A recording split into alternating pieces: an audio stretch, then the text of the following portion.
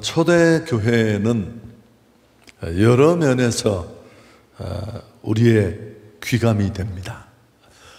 우리는 걸핏하면 초대교회로 돌아가고 싶고, 그 초대교회가 우리 마음속의 교회인데요, 배울 게 또 곱씹을 게 한둘이 아닙니다만 특히나 기도에 관해서는 그렇습니다. 어떻게 기도하고 또 무엇으로 기도해야 하는가, 끝까지 어떤 모습으로 엎드려야 하는가를 너무너무 잘 보여줍니다. 그들은 하나님의 능력과 선하심에 대한 절대적인 신뢰가 있었습니다. 좀 어렵게 한 말이죠. 하나님은 반드시 기도에 응답하신다, 이 확신이 있었어요. 여러분, 구원의 확신 다음으로 중요한 확신이 아닐까, 저는 그렇게 생각합니다. 뭐라고요? 하나님은 반드시 기도에 응답하신다. 여러분, 이 확신이 있으면 흔들리지 않습니다. 좀 기도 응답이 내 생각보다 늦어지더라도 흔들리지 않고 기웃거리지 않습니다. 끝까지 인내하고 기다릴 수 있습니다. 초대교회 성도들은 약속하신 성령을 받기 위해서 10일간 그들은 묵묵히 마가의 다락방에 모여 간절히 기도했습니다. 고작 10일인가요? 여러분, 쉬운 일이 아니에요. 그 시대 상황을 보면 그 흔들림 속에 그들이 10일간 줄기차게 멈추지 않고 기도할 수 있었다는 것, 쉬운 일이 아닙니다. 비단 성령을 구하는 데서만 이런 모습을 볼 수 있는 게 아니고, 가룟 유다가 배신하면서 그 유다의 결혼을, 빈자리를 채우기 위해서 또 한 사람의 제자를 선택합니다. 그때도 그들은 기도함으로 깊은 기도 가운데 마띠아라는 사람을 선택하게 됩니다. 사람을 세우는 일이 얼마나 중요한 일인데요. 또 좋은 날 물건을 공유하고 떡을 먹으면서도 아무 문제가 없는 그 화평한 날에도 그들은 하나님 앞에 여전히 기도에 힘썼습니다. 복음을 전하던 베드로와 요한이 붙잡혀 옥에 갇히고 핍박이 몰려올 때 어떻게 했을까요? 역시 기도했습니다. 사도행전 4장 29절 이하에 보면 주여 이제도 그들의 위협함을 굽어보시옵고 또 종들로 하여금 담대히 하나님의 말씀을 전하게 하여 주옵소서. 여러분, 사도행전은 그냥 곳곳에 기도가 넘쳐납니다. 그래서 누군가의 말처럼 사도행전은 기도 행전이라고 말해도 됩니다. 사도행전의 그 놀라운 복음의 역사, 생명 역사를 만드는 동력은 모두 확신을 가진 기도로부터 비롯된 것입니다. 자, 그렇다면 이 초대교회를 사모하고 닮고 싶고 늘 그리워하는 우리, 아니 나의 기도는 어떨까요? 하나님은 반드시 기도에 응답하셔. 나의 약함을 뛰어넘는 방법은 기도야, 이렇게 믿고 철저하게 절망하거나 또 흔들리지 않고 기도하는 사람이 얼마나 될까요? 많은 성도들이 기도를 그저 신앙의 한 가지 필요한 덕목 정도, 좀 더 심한 말을 쓰면 액세서리 정도로 여기는 경우도 많습니다. 그렇지 않습니다. 기도는 기독교 역사의 추진력입니다. 약한 나를 하나님 앞에 우뚝 서게 하는 힘의 원천입니다. 구원 얻은 자에게 주시는 하나님의 축복이고 특권인 줄 믿습니다. 여러분, 이슬람 교의 신이 알라이잖아요. 어른인지 알라인지 잘 모르겠습니다만 그 알라를 부르는 신의 호칭이 100가지가 넘는데요. 근데 그 100가지 중에 아버지라고 부르는 호칭은 없어요. 여러분, 이게 얼마나 감동스러운 호칭입니까? 이건 경상도 버전으로 하면, 제가 경상도 사람이니까 더 은혜가 돼요.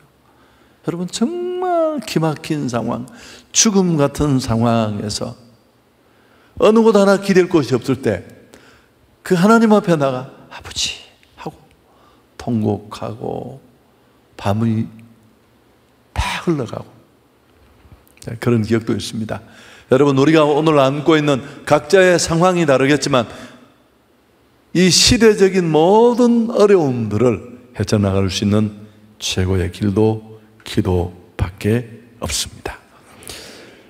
기도의 사람인 E.M. 바운저는 이렇게 말했습니다. 기도는 모든 것 중에 가장 쉽지만 가장 어렵습니다. 기도는 가장 단순하지만 가장 숭고합니다. 기도는 가장 약하지만 가장 큰 능력입니다. 기도하지 않는 사람은 하나님의 나라를 탈출하는 사람입니다. 직분이 무엇이고 신앙의 커리어가 얼마고 어떻게 믿었고 과거 이야기할 필요 없습니다. 지금 내게 기도가 없다면 나는 이미 어쩌면 이 E.M. 바운지의 지적처럼 하나님의 나라를 벗어나 있는 자일 수 있습니다.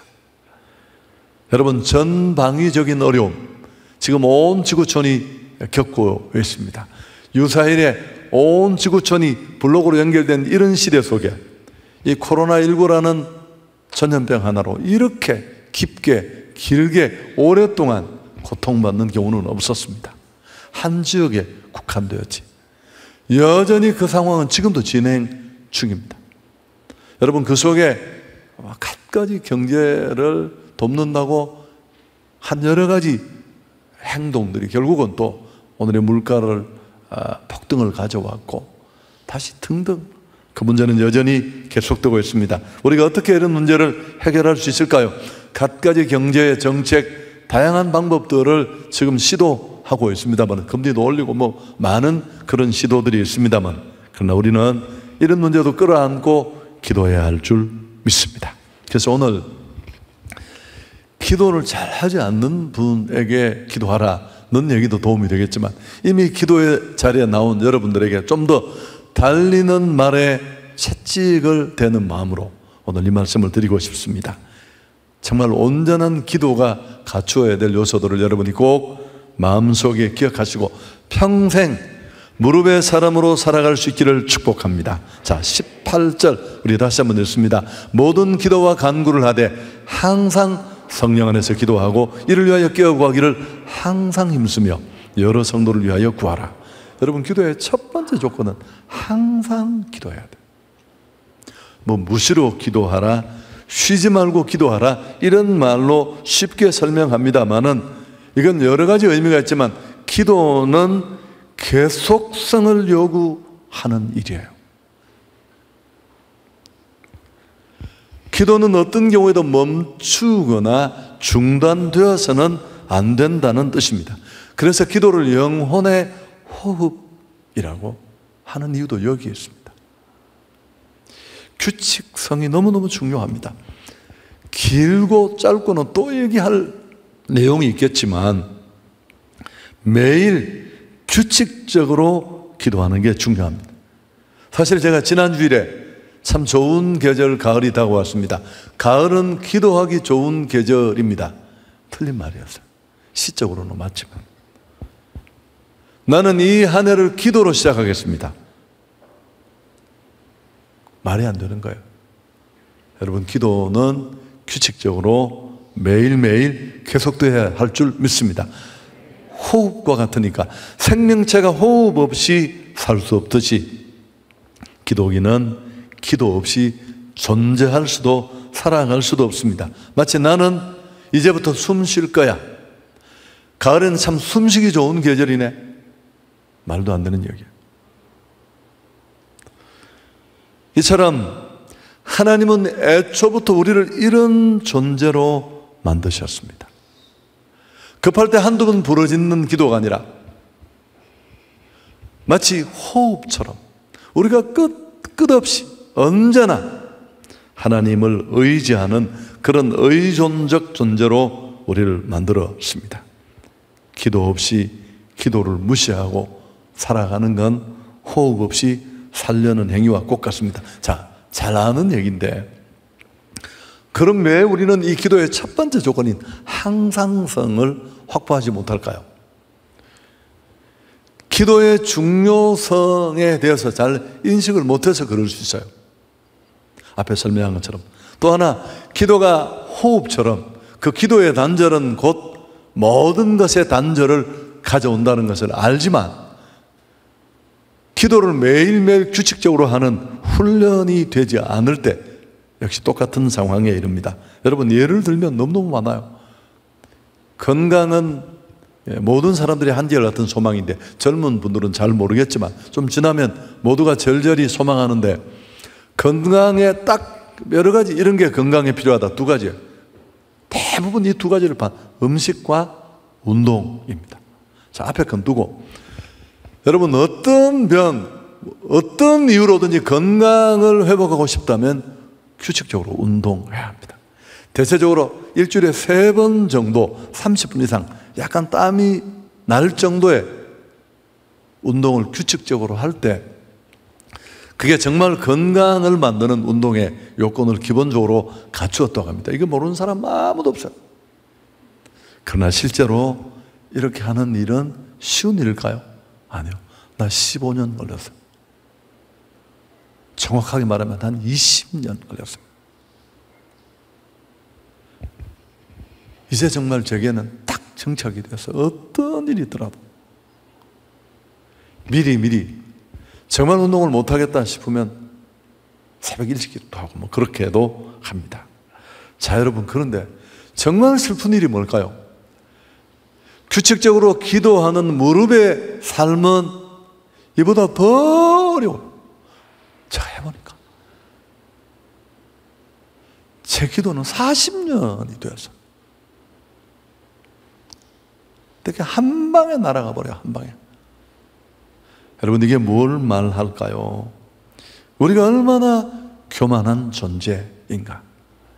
인간은 마음에 하나님 두기를 싫어하고요, 다 자기 마음대로 살고 싶어하고, 또 한 걸음 조금 비틀어서 말하면 사단은 우리가 기도 없이 인간 성만으로 일하기를 얼마나 기대하는지를 알 수 있습니다.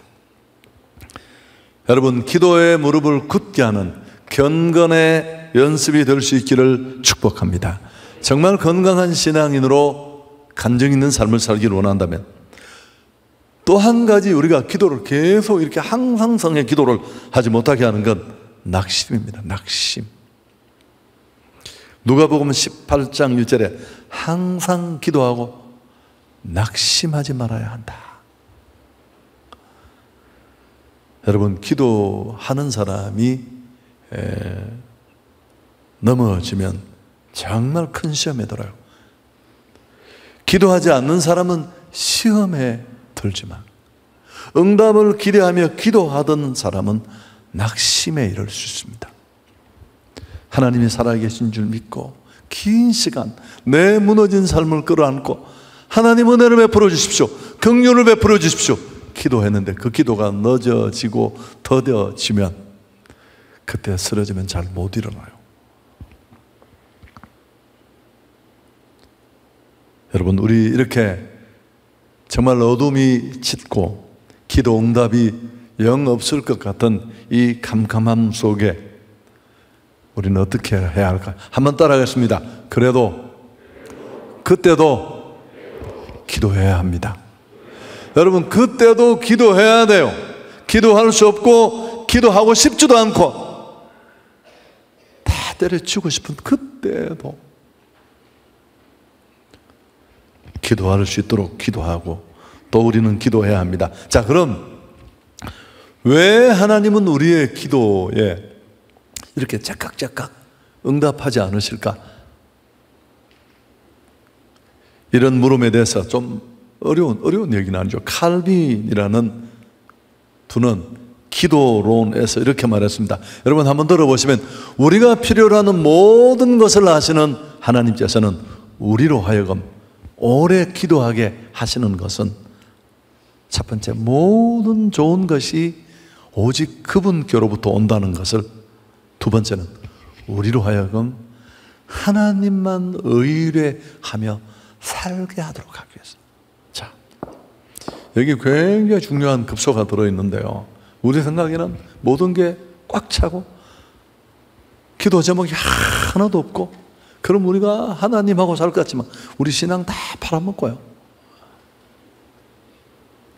날마다 어려움이 있고 내 눈물의 기도가 켜켜이 쌓였지만 응답은 요원해 보이고 정말 언제까지 이럴지. 여러분, 제게도 그런 시간이 12년 이어질 때가 있었어요. 정말 좀 죄송한, 쪽팔려서 동네를 못 다니겠어. 아니, 쟤는 교회를 다니는 애인데, 아니 목회를 하겠다고 신학을 했는데 저게 뭐냐고 풀리지도 않고. 여러분, 그러나 그런 한계를 뛰어넘는, 낙심을 뛰어넘는 기도 속에서 정말 좋은 것이 하나님으로부터 온다는 것. 끝까지 하나님 한 분만 소망하고 의지하는 존재로 살도록 하나님은 우리에게 이런 절대 신앙을 요구하십니다. 이 표현도 제가 많이 썼습니다. 하나님은 한두 번의 응답보다 우리가 진짜 신앙인이 되기를 원합니다. 하나님은 우리가 무엇을 하느냐보다 우리가 어떤 사람이 되느냐에 훨씬 관심이 많아요. 엄마 아빠가 자식들을 바라볼 때 그럴까요, 안 그럴까요? 당연하죠. 낭망하지 않기를 축복합니다. 여러분, 이 낙심을 뛰어넘어 기도할 수 있기를 축복합니다. 두 번째, 또 하나, 19절 18절 다시 한번 보죠. 모든 기도와 간구를 하되 항상 성령 안에서 기도하고. 기도의 조건 또 한 가지는 성령으로 기도한다. 성령 안에서 기도한다는 말은 성령의 능력으로 기도하라, 성령의 도우심으로 기도하라는 뜻입니다. 유다서에도 보면 성령으로 기도하며 20절에 그런 말씀이 나와 있습니다. 성령 하나님은 우리와 함께 하시고 요한 웨슬레의 마지막 고백이 최고의 축복은 성령에 함께 하십니다. 뭐 그런 얘기도 있습니다만은, 그러나 우리는 성령을 말하고 성령을 얘기하지만 성령에 대해서 무지하고 성령의 역사에 예민하지 못한 사람들이 많습니다. 세상 무슨 패션, 갓까지에 너무너무 민감한데, 그래서 나와 함께 하시고 나와 동행하시는 이 성령의 은혜를 누리지 못하고 살아가는 경우가 많습니다. 성도를 크게 두 부류로 이렇게 나눌 수 있습니다. 교회는 다니지만 신앙이 마음에 있지만 하나님이 내 안에 있지만 내 마음대로 사는 사람. 또 한 부류의 사람은 하나님의 인도, 성령의 인도를 따라 사는 사람이 있습니다. 여러분, 당연히 우리 진짜 성도는 후자에 속합니다. 신앙생활이 무엇이냐를 한마디로 정의한다면, 제가 이것도 참 한 100번 했을 것 같아요. 10년 넘게.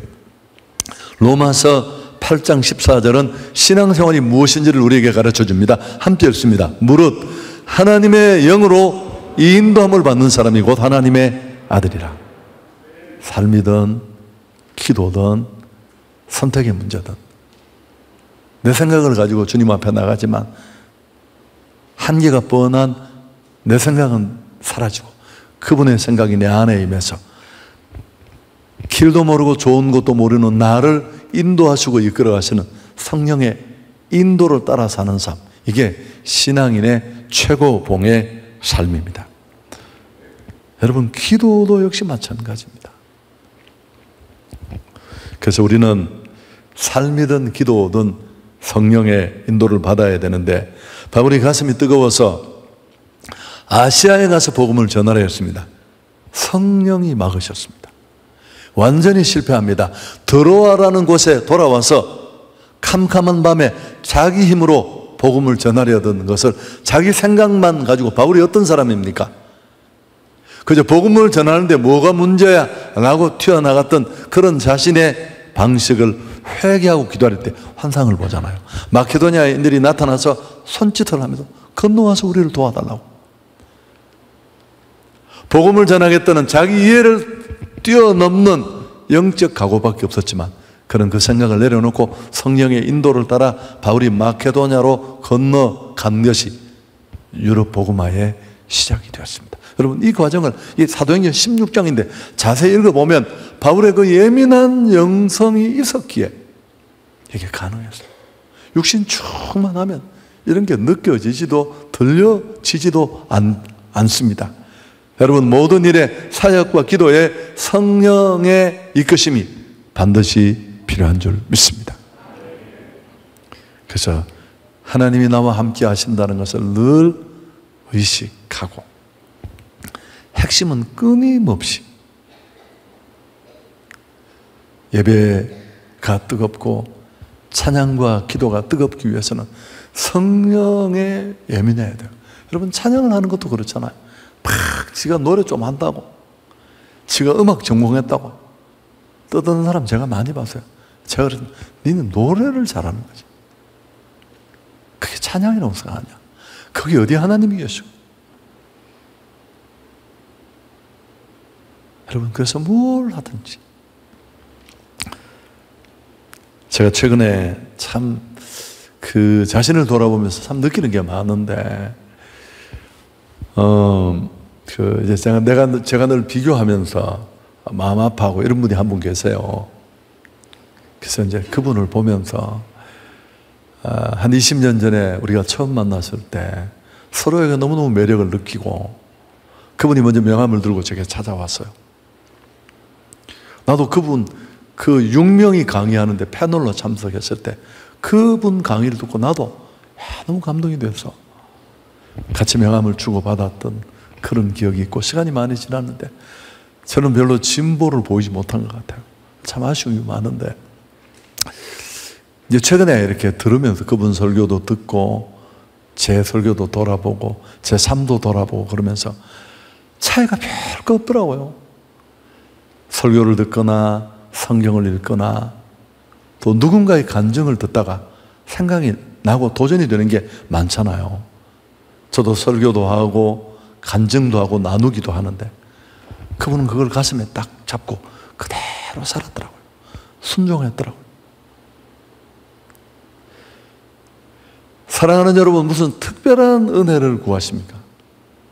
오늘 우리가 기도하는 이 금요 집회 시간에 막 하나님이 천사를 보내가 천사가 문을 못 열어서 막 노크를 하고 뭐 이런 이빨이 금으로 변하고 그런 게 아니라, 하나님은 예배 때마다 말씀을 들을 때마다 내 기도하는 시간에 예민하게 들려주시는 그 성령의 깨달음과 도전, 아멘, 그걸 잘 잡고 도전받고 노트에 적고 눈물을 흘리는 그 정도가 아니라 정말 믿음으로 그것을 살아내고.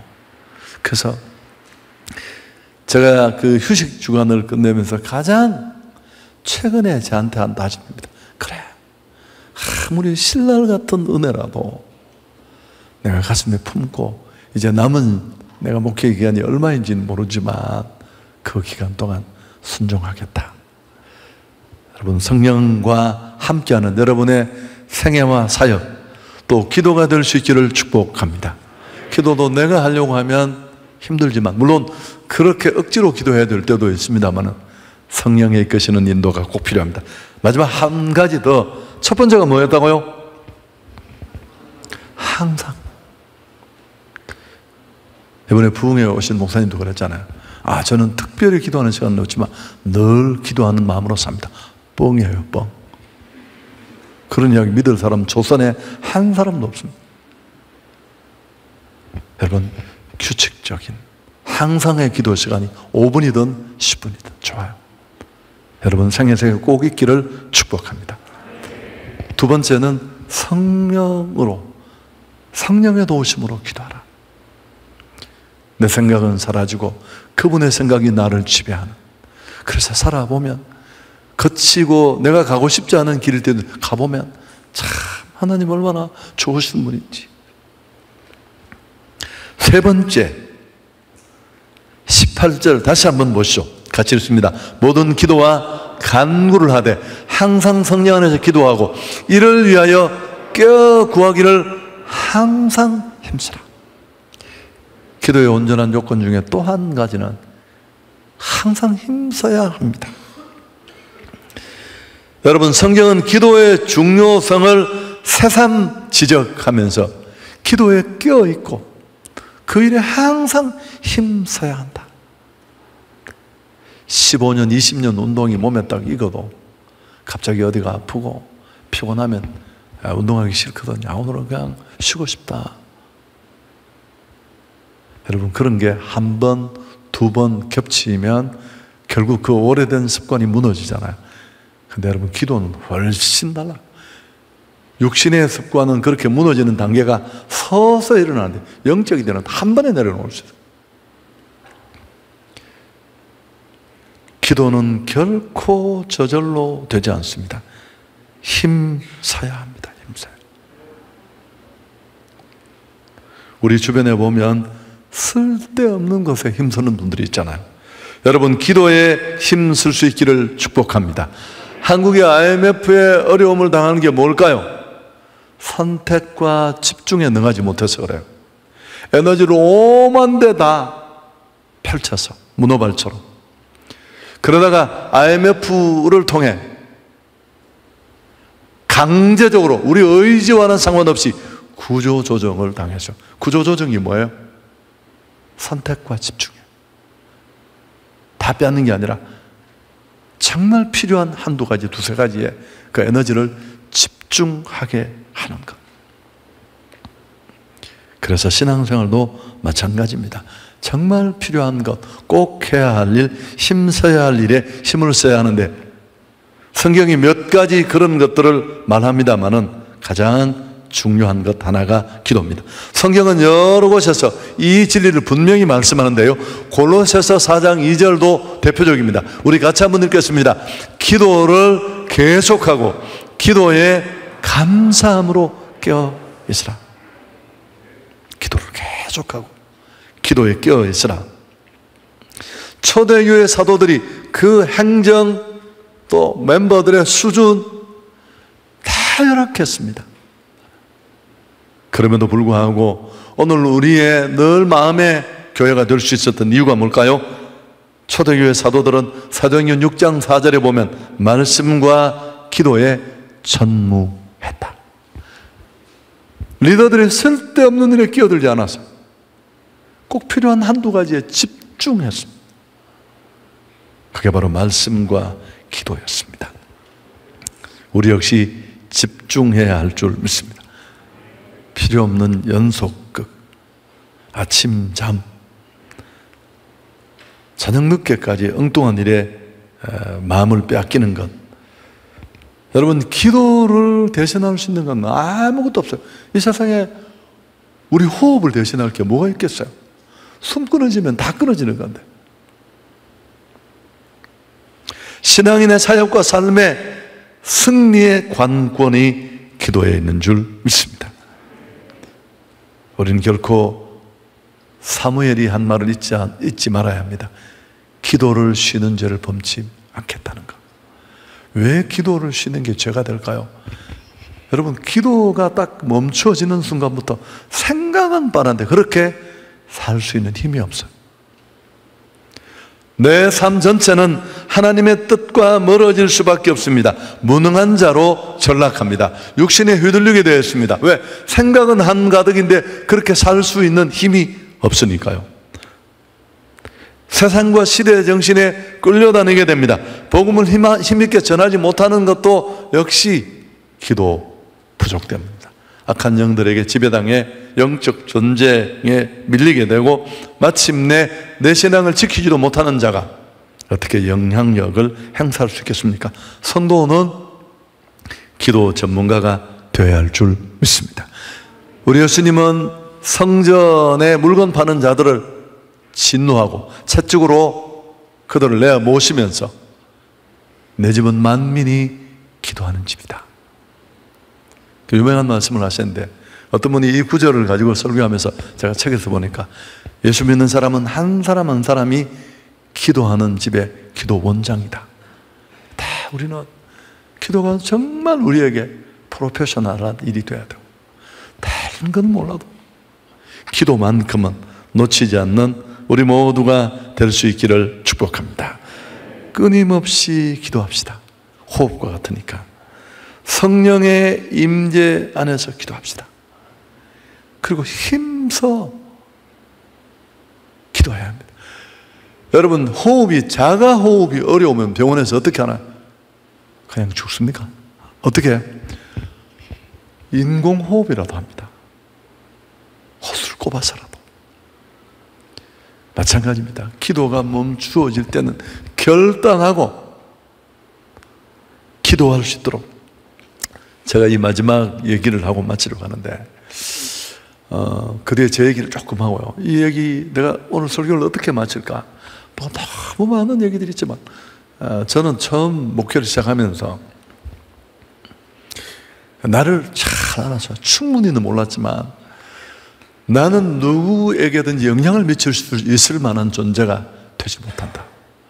그래서 정말 잘하는 사람들을 막 찾아다녔어요. 제가 사람 만나는 거 좀 불편해하는데 그럼에도 불구하고 그 시대에 최고 되신 분들을 찾아가서 가르쳐 달라고. 그래서 내린 결론이 뭐냐 하면 기도해야 된다. 그리고 기도에 온 생애를 담아서요.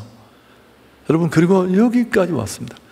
참 내세울 거 없는데 근데 상황이 좀 좋아지고 나면 또 그런 마음이 사라지는데요. 여러분, 이 얘기를 한번 들어보시죠. 제가 한두 번 얘기를 한 거예요. 팀 켈러 목사가 지금 은퇴하셨죠. 그 뉴욕에 있는 리디머 교회. 뭐 책이 수십 권 번역이 되어 있는데요. 이분이 어느 날 이제 그 자기 책 속에 한 얘기인데, 아내는 크론병이라는 아주 심각한 병에 걸려서 날마다 병과 씨름하고, 또 목사님은 갑상선암 진단을 받습니다. 말 그대로 총체적 난국을 맞은 겁니다. 견디다 못한 아내가 이 목사님, 팀 켈러 목사님을 붙잡고, 여보, 우리 밤마다 빼먹지 말고 기도합시다. 우리 머리를 맞대고 이 심각한 상황을 뛰어넘기 위해서 우리가 할 수 있는 건 기도밖에 없습니다.